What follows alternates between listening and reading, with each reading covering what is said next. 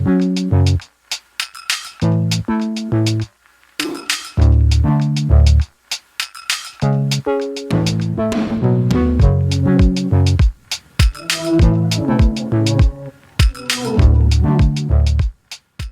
to all our followers and welcome to this new episode of 5 Minutes. Today we talk about crime and punishment in unequal societies with our guest Dr. Sappho Xenakis, reader in criminology and international relations at Birkbeck University of London. Sappho, very welcome to 5 Minutes. It's such a pleasure to have you here with us.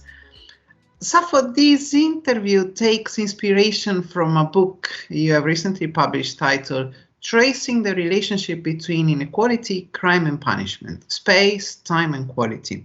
So my first question is, why should inequality be regarded as relevant to understanding patterns of crime and punishment in our society? Great, thank you so much, Luca. Thank you for the invitation to be part of this series. So to start with, that's a great question, because many might assume inequality to be irrelevant to understanding patterns of crime and punishment within a society. And in fact, they might be wary about efforts to bring consideration of inequality into any understanding for fear, perhaps, that it might have a destabilizing effect on public faith in criminal law or in the criminal justice system, and it might raise broader questions about the fairness of any particular society.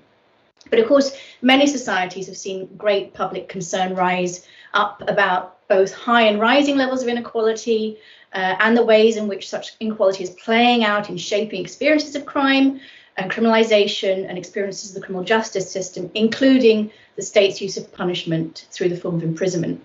And what pertinent research tells us is that the most marginalized and deprived in societies tend not only to be subject to higher rates of criminal victimization, so from interpersonal violence in the home or on the street to victimization by employers and state practices, but they also tend to be disproportionately subjected to treatment by the criminal justice system in a way which is discriminatory by comparison with others involved in the same or comparable forms of crime or other forms of crime like corporate crime that could be viewed as equally or more harmful to societies. And what's more, just one last point, disproportionate and more punitive treatment of individuals from marginalized and deprived communities also serves to reproduce and exacerbate their marginalization and deprivation, so thereby fueling inequality within a society more broadly.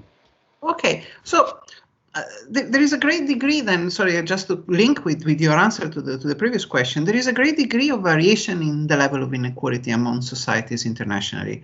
So how similar are the experiences of unequal societies in relation to crime and punishment? That question of generalizability is a really important one. Obviously, the span of experiences of crime and criminal justice practices across societies around the globe is very wide.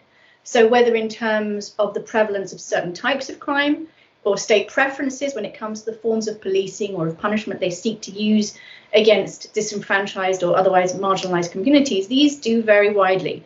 So it's certainly the case that this poses a challenge to comparative analysis. But this is not just about whether we can compare societies today, but also if we look back historically at the use of crime or experiences of crime, or use of punishment or experiences of crime. But nevertheless, many theorists of punishment and of crime still consider that a connection can be drawn between levels of inequality in a society and the way in which crime and punishment are experienced in that society and by whom. And can you explain how the level of inequality in a society is related to its experience of crime and punishment? Right, so there's been a body of research that has established that across developed economies since the 1970s, societies that have become more unequal in terms of wealth spread tend to have weaker welfare systems or ones that operate retrogressively when it comes to wealth distribution, and weaker labour movements have tended to develop higher rates of imprisonment, whatever their experience of crime trends. And more recent research, though, has drawn attention to the importance of state wealth and institutions in determining how inequality and punishment are related. So that really important line of research has shown that states, obviously with weaker bureaucracies and infrastructures, are typically not able to imprison in the same way as more developed economies, and so they punish rather differently. Last question. So how can we make crime and punishment less unequal? So that's such an important question, obviously, that scholars have tried to answer from different levels of analysis, drawing attention to the importance of activism, of leadership, NGO and political leadership, the possibility of reforms to law and to criminal justice practices. But scholars drawing attention to the importance of inequality to experiences of crime and punishment are really underscoring how these experiences cannot ultimately be improved without tackling broader social economic inequalities, which means that really profound changes are needed to tackle and improve experiences of crime and punishment in unequal societies. Sappho, thank you so much for this very interesting interview. We wish you all the best, and we really hope to see you here again at 5 Minutes. Thank you very much, Luca. Thank you.